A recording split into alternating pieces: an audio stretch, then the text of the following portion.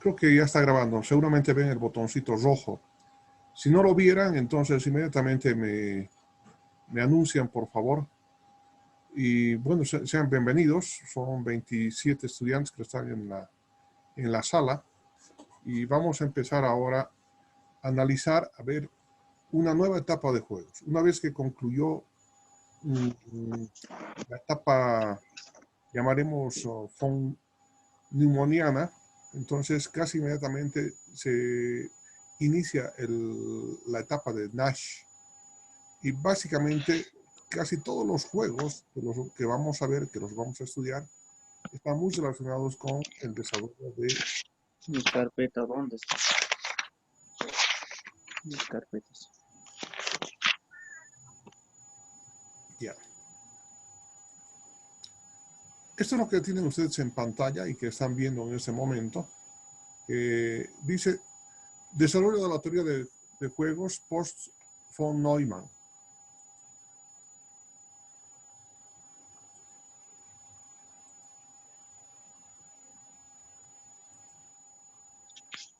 Una vez que hasta la clase anterior hemos estudiado los conceptos de juegos bipersonales de suma cero. Aunque en el resto del tiempo también vamos a continuar observando los juegos bipersonales de suma cero. Y nos vamos a circunscribir solamente a este tipo de juegos nada más. Podemos penetrar muchísimo en este campo de los juegos, pero reitero nuevamente de manera de que no se olviden de que los juegos para nosotros en el campo de la investigación operativa se constituye simplemente un capítulo.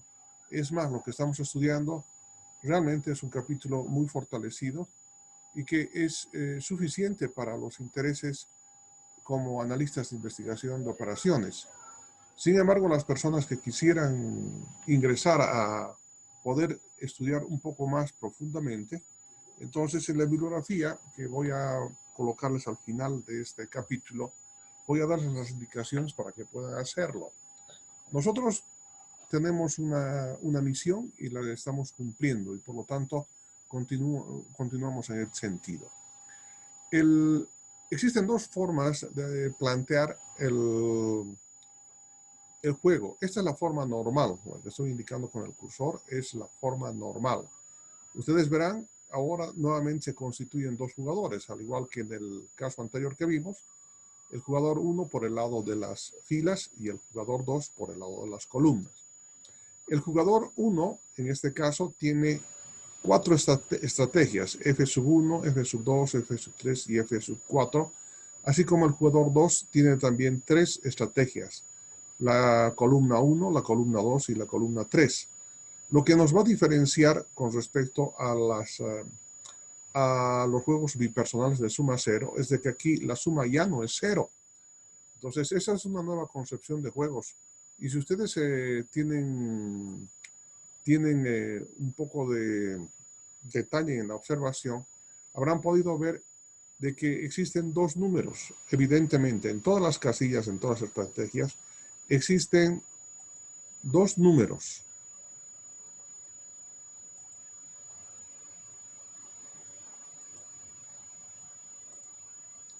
El primero de ellos es la referencia al jugador 1 y el segundo es con referencia al jugador 2. Hay un problema muy serio, ¿no?, que estoy detectando, es de que llegan tarde, ¿no?, y un poco nos dificultan el proceso de aprendizaje porque estamos siguiendo un hilo conductor en el desarrollo de la clase y las interrupciones nos impiden, nos hacen perder algún tiempo, como habrán podido notar en este momento. De manera que el jugador, vamos a tomar en cuenta esta matriz de Parks, y también se llama matriz de Parks, al igual que en el caso que ya conocemos. El jugador 1 asume la estrategia F2 y el jugador 2 asume la estrategia C2. Estamos exactamente en este punto. Entonces, el jugador 1 gana 10 y el jugador 2 gana 0. O lo propio, si consideramos la estrategia F4 para el jugador 1 y la estrategia C3 para el jugador 2, ¿qué significa en esta casilla? Que el jugador 1 gana 10 y que el jugador 2 gana 8. Entonces simplemente este es el nuevo concepto que es muy fácil de comprenderlo, ¿no? Como les había indicado, existe la forma normal y la forma extensiva que vamos a utilizar en teoría de juegos. Por el momento y durante esta clase vamos a trabajar con la forma normal, pero vamos a ver a qué se llama forma extensiva. En la forma normal o estratégica, la descripción del juego se realiza de forma matricial. Esta es la forma matricial. Para el caso de dos jugadores, J1 y J2, y se centra principalmente en las estrategias de los jugadores, los F sub is y los E sub j, interpretando que estos son capaces de tomar decisiones a la vez. En la forma extensiva, que la vamos a ver enseguida, la descripción del juego se realiza en forma de árbol, dando más importancia a la secuencia de juego. Y normalmente este tipo de árboles se utilizan para los juegos dinámicos, que va a ser el último capítulo que vamos a analizar en esta asignatura, en este tema de la asignatura.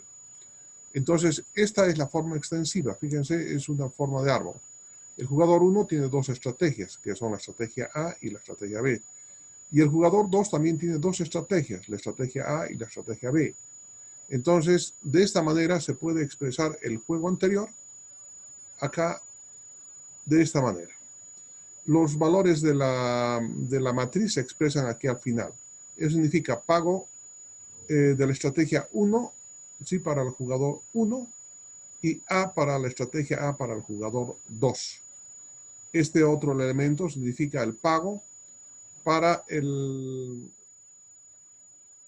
la estrategia A del jugador 1 y el pago de la estrategia A para el jugador 2. Y así sucesivamente, simplemente el hecho es de que lo comprendan de esta manera, simplemente por el momento. Luego lo vamos a utilizar con bastante detalle. Un conjunto de información es un conjunto formado por nodos. Entonces me refiero, estos puntos de acá son los nodos, entre los cuales un jugador no puede distinguir su posición en el juego cuando toma una decisión. El conjunto de nodos conectados están conectados mediante unas líneas continuas o también podrían ser discontinuas. Todo nodo de decisión pertenece a un conjunto de información. Todo nodo de decisión pertenece a un conjunto de información. Todos los nodos pertenecen al mismo conjunto de información que pertenecen al mismo conjunto de información, tienen el mismo número de sucesores inmediatos. Acá, miren, aquí hay dos sucesores, aquí hay dos sucesores. Entonces, eso tiene la misma cantidad de sucesores inmediatos.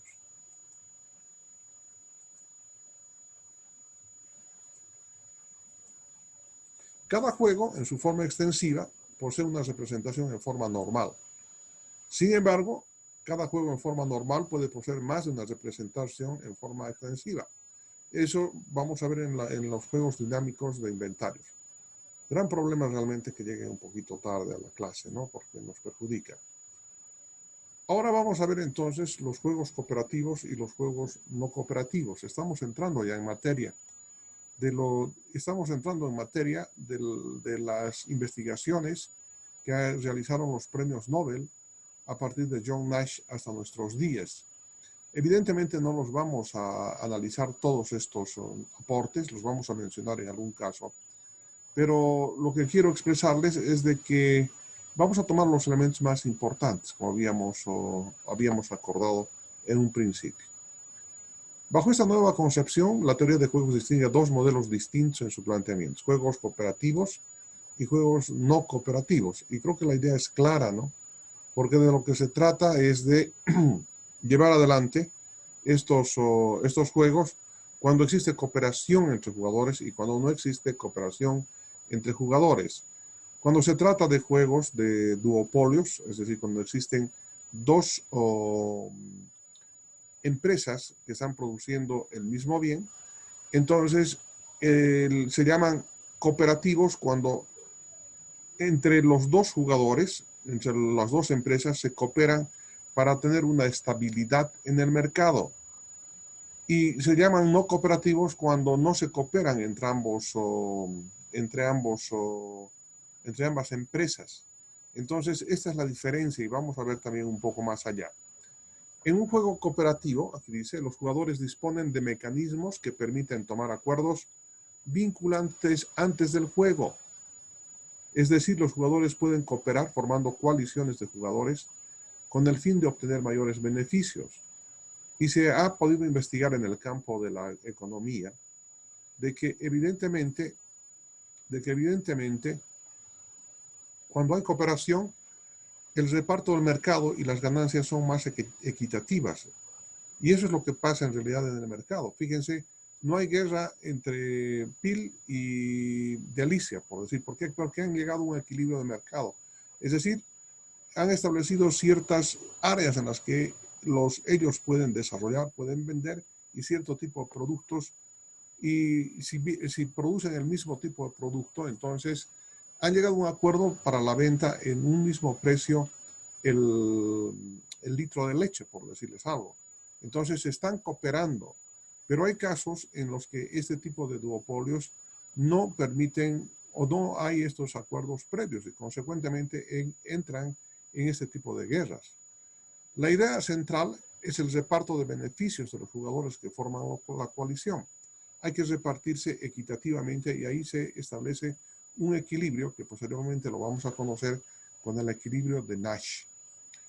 La teoría de los juegos cooperativos analiza la importancia o influencia que ha tenido cada jugador en la obtención del beneficio para proponer un reparto de beneficios adecuado. Y reitero nuevamente, cuando existen en los juegos cooperativos, antes de iniciar el juego, entonces establecen ciertas reglas para no comerse entre ellos. Hay evidentemente una competencia, pero es una competencia con conocimiento del otro competidor. Mientras que un juego no cooperativo o competitivo, su mismo nombre dice, no permite negociar e imponer un contrato vinculante. Cada jugador busca su máximo beneficio. No se permite ningún tipo de acuerdo previo entre los jugadores. En la teoría de juegos no cooperativos, se estudian las múltiples estrategias que pueden emplear cada uno de los jugadores.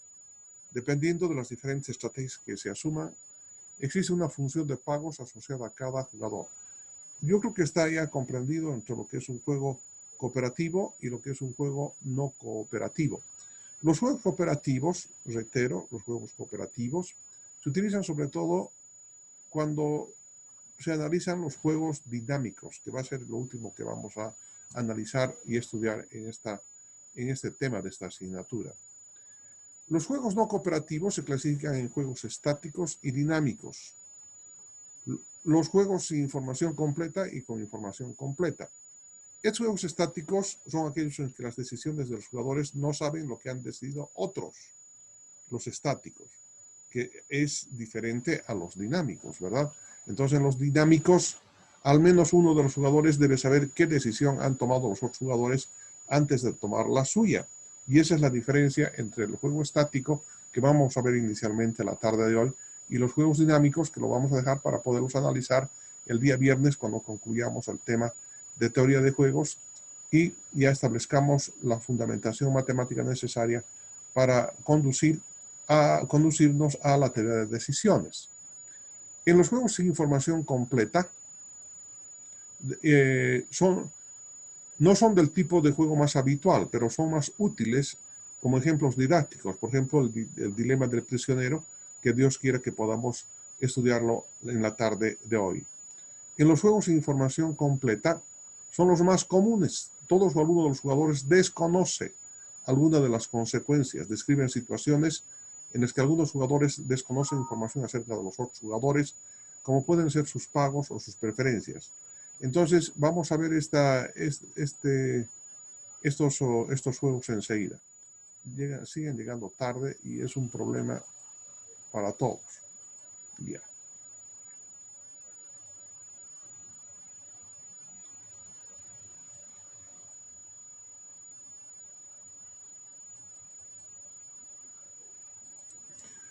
Entonces, a continuación se mencionan algunos ejemplos de juegos de información completa.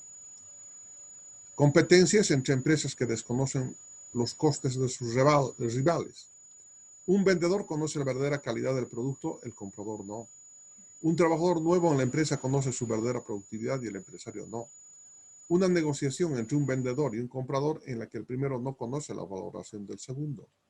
Una subasta en la que cada participante conoce su propia valoración del objeto, pero no la valoración de los demás. Esto con referencia a los juegos de información completa. En algunos casos los vamos a analizar, si va a haber suficiente tiempo, vamos a ver. Veamos ahora lo que son las estrategias dominantes. Aquí empezamos ya a manejar el juego. Una vez que se tiene conformada la matriz de pago, la que hemos visto, esa matriz 2x2, entonces es necesario verificar las estrategias dominantes. Esos valores en la matriz de pagos, que tienen dos números, pueden dominar en cierto sentido entre columna y entre fila. Cuando es de fila, cuando es el primer valor, sí, corresponde a el jugador 1 y cuando es el segundo valor, corresponde al jugador 2, como lo habíamos indicado. Entonces, probablemente dice que van a existir algunas estrategias que sean dominantes sobre otras. Para los fines del juego existen dos tipos de dominio estratégico que son estrategia estrictamente dominante, que vemos enseguida, cuando siempre proporciona a un jugador mayor utilidad independientemente de la estrategia de otro jugador. Y una estrategia débilmente dominante, pero dominante al fin, cuando proporciona a un jugador al menos la misma utilidad para otras estrategias de otro jugador y estrictamente superior para algunas de sus estrategias, no para todas. Un equilibrio de estrategias dominantes se alcanza cuando cada jugador tiene su propia estrategia dominante, luego alcanza el equilibrio.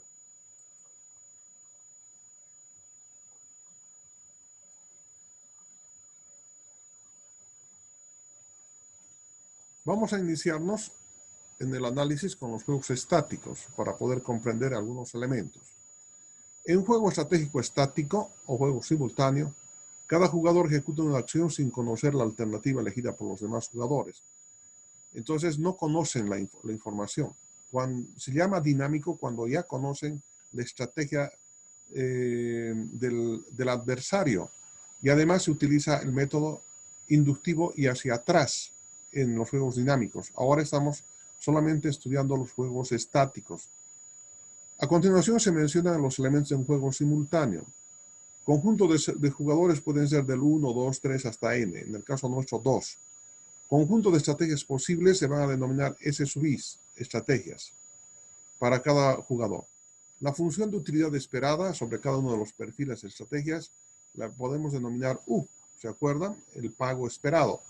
Entonces, que corresponde a una estrategia que va del jugador 1 al jugador 2.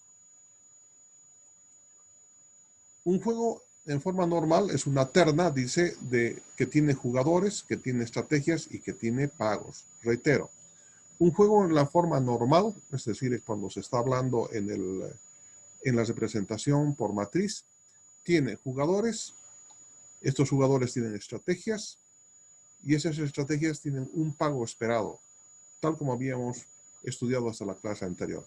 Entonces, aquí se utilizan dos tipos de solución, las estrategias racionalizables y el equilibrio de Nash.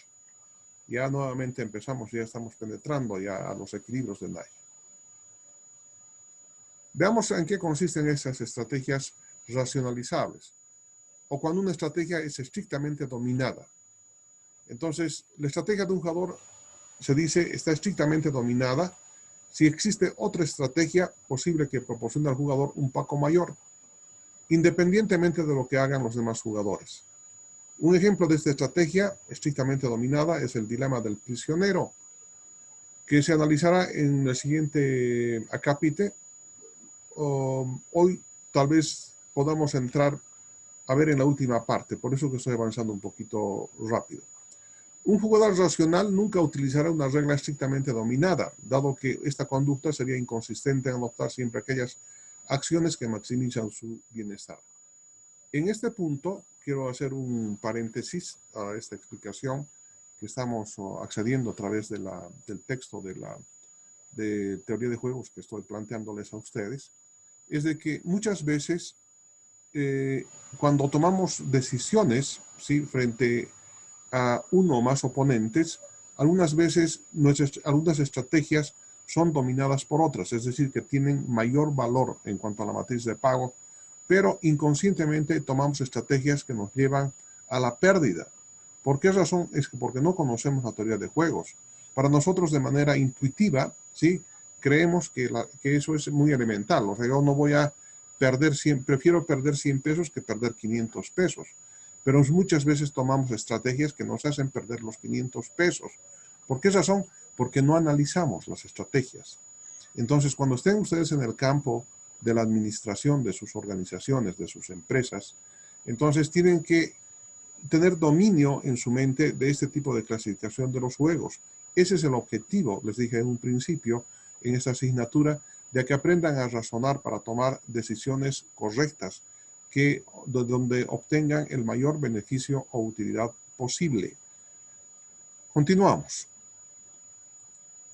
El orden de eliminación de estrategias estrictamente dominadas no afecta al resultado, porque no va a afectar al resultado. Porque si están dominadas, pueden eliminarse.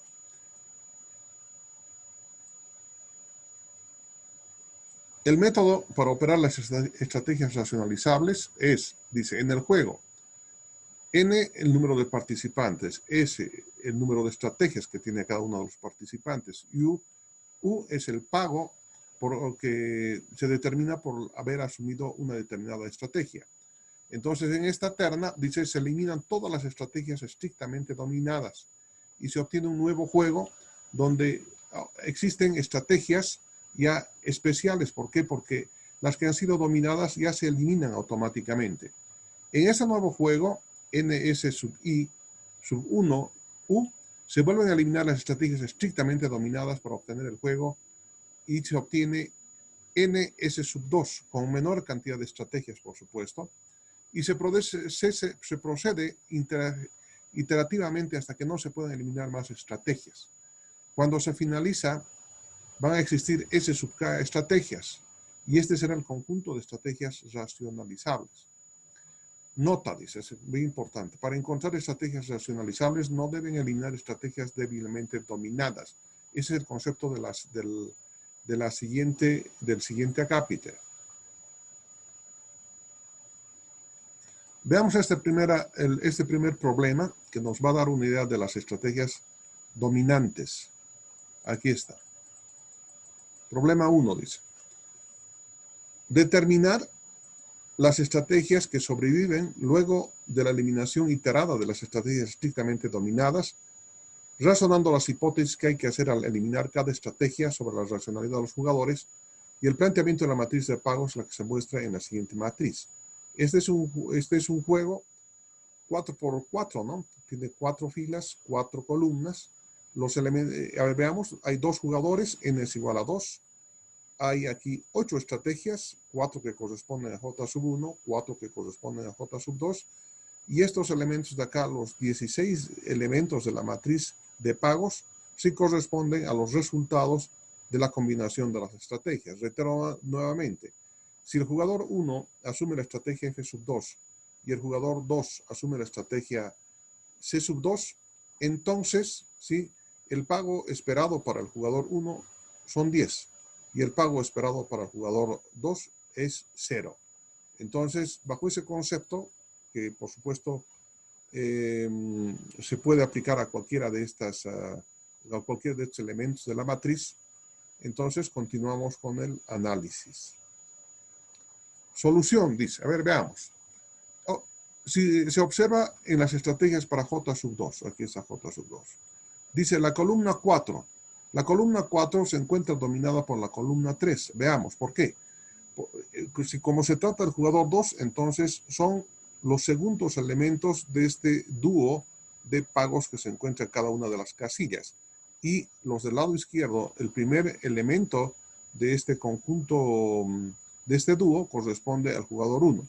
Entonces, bajo este sentido, podemos indicar que en la columna 3 domina la columna 4. ¿Por qué? Porque 109 es mayor que 5, 18 es mayor que 6, 11 es mayor que 7 y 8 es mayor que 7. Entonces está altamente dominada, estrictamente dominada es el caso, y consecuentemente podemos eliminar la estrategia el C sub 4 para el jugador 2 porque no sirve de nada. Entonces, si la estrategia por columna es racional, J sub 2 nunca va a elegir C sub 4, esta estrategia. ¿Por qué? Porque se encuentra dominada. Gana más con C sub 3, C sub 2, C sub 1, hasta este momento del razonamiento. Si el jugador 1 sabe que J sub 2 es racional, entenderá que los únicos resultados posibles son. Aquí está. Este es el planteamiento para el jugador 1. Sabe que el jugador 2 nunca va a entrar por C sub 3 porque pierde. Siempre gana a través de estas otras columnas.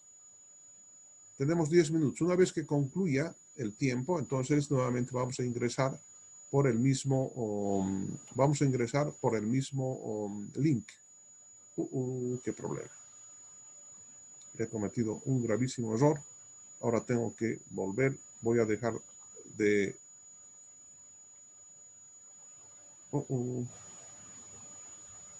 Aquí está. Vamos a pausar. Reanudamos la grabación. Ya está el foquito debe estar encendido, ¿verdad? Yo aquí no lo puedo ver porque estoy con esta pantalla. Si no estuviera, entonces inmediatamente me comunican, por favor. Entonces, estamos en este nivel. Dice acá, en esta nueva submatriz de pagos, que es la que se ha obtenido porque hemos eliminado C sub 4, desde la perspectiva de J sub 2, dice la estrategia C sub 2 está dominada por C sub 3. Veamos por qué. Porque 109 es mayor a 100, 18 es mayor a 0 y 11 es mayor a 0. Por lo tanto, estamos indicando que está estrictamente dominada. C sub 2 está estrictamente dominada por C sub 3, por las razones que acabo de comentarles. Si J sub 2 es racional, nunca jugará tampoco C sub 2. Y si J sub 1 se anticipa, pero aquí, un momentito, nos hemos adelantado demasiado. Era la anterior matriz. Esta es la anterior matriz. Aquí habíamos llegado a esto. Entonces, acá. En la nueva submatriz de pagos, razonando por el jugador J sub 1, la estrategia F sub 4 está dominada por F sub 3. Y vean por qué. Ahora utilizamos los primeros números. 20 es mayor a 14, 8 es mayor a 2 y 11 es mayor a 10. Por lo tanto, por esta circunstancia, el jugador 1 nunca va a jugar F sub 4. Por lo tanto, J sub 2 sabe que J sub 1, J sub 2 sabe que J sub 1 nunca jugaría F sub 4 porque esta estrategia está dominada por F sub 3 y por lo tanto nos encontramos a la matriz que hemos estado analizando equivocadamente en un inicio, a esta de acá. Entonces aquí se reduce 3 estrategias de J sub 1 y a 3 estrategias de J sub 2. Sin embargo, aquí se dice que para J sub 2 nunca utilizaría la estrategia C sub 3 porque está estrictamente dominada por C sub 3. ¿Por qué razón? Porque 109 es mayor que 100, 18 es mayor que 0 y 11 es mayor que 0. Consiguientemente, J sub 1 sabe que J sub 2 nunca va a utilizar C sub 2 y nos encontramos ante una matriz como la que les expongo a continuación, esta de acá. Aquí solamente queda entonces para el jugador 2 las estrategias C sub 1 y C sub 3 nada más. Pero en este caso dice, conocemos, es de conocimiento público que J sub 1 no debería jugar la estrategia F sub 2. ¿Por qué razón? Porque está dominada por F sub 1 por F sub 2, F sub 1 por F sub 2. Veamos. 20, siempre para hacer el análisis de J sub 1, los primeros números. 20 es mayor que 7 y miren, aquí al revés, ¿no? Vamos a ver. Dice, si J sub 1 es racional, nunca jugará a F sub 2. ¿Por qué razón?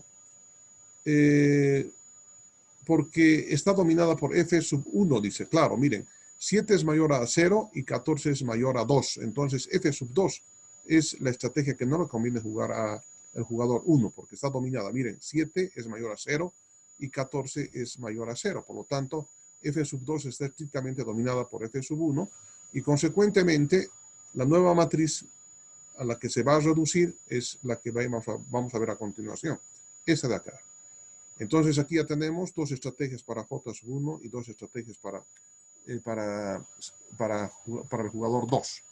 En esta nueva matriz de pagos, dice, J sub 2 no debe elegir C sub 1. ¿Por qué razón? Porque seguramente está dominada. Veamos, 109 es mayor que 0 y 11 es mayor que 9, por supuesto. Por lo tanto, el jugador 2 no va a jugar nunca en la estrategia C sub 1. y el juego se resume a esta matriz. J sub 1 con dos estrategias y J sub 2 solamente con una estrategia. Sin embargo, para el jugador 1, sí, F sub 3 está estrictamente dominada por F sub 1. ¿Por qué razón? Porque 14 es mayor que 11. Consecuentemente, el juego se reduce simplemente a las estrategias F sub 1 para J sub 1 y C sub 3 para J sub 2. Entonces se concluye por eliminación que J sub 1 elegirá F sub 1 y J sub 2 elegirá C sub 3. Hemos utilizado el concepto del dominio completo. Ahora vamos a ingresar a ver la resolución con el método de argumentos de dominación iterativa débil. Dice lo siguiente, aunque creo que ya se va a acabar esto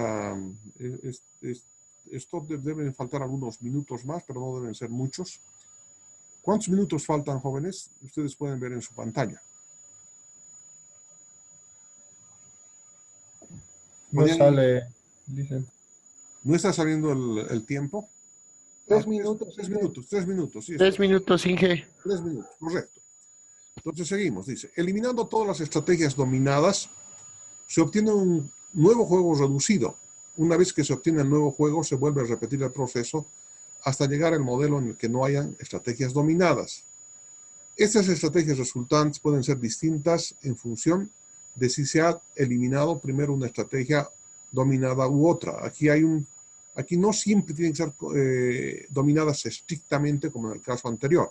Y para ello vamos a plantear este problema. Dice, dada la siguiente matriz de pagos que representa la utilidad esperada por las ventas en millones de bolivianos, por 10 a la 6 bolivianos, determine la estrategia comunicacional más conveniente para las empresas del problema. J sub 1 dice que representa a la empresa Sony y J sub 2 a la empresa Samsung, ambas en el mercado de Bolivia. Ellas deben ser las empresas más grandes de Bolivia, ¿no? Sony y Samsung, las que están vendiendo en este momento. Vamos a acordar un momentito la grabación.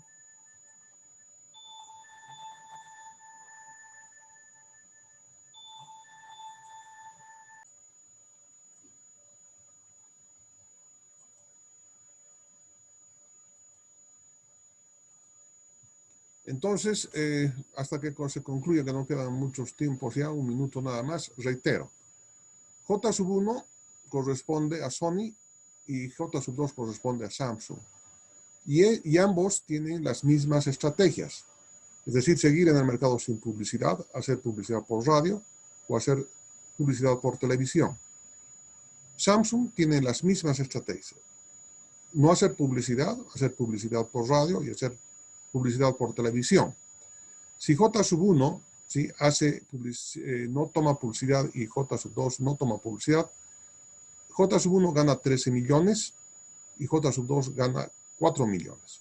Pero si J sub 1 no hace publicidad y J sub 2 hace publicidad, entonces J sub 1 apenas gana 11 millones, un poco más que si no hace publicidad, y el jugador 2 de 4 sube a 9. Si lo propio, si no hace publicidad Sony y hace publicidad Samsung por televisión, entonces dice que gana solamente 8. ¿Por qué razón? Porque los costos de televisión son bastante... deja de ganar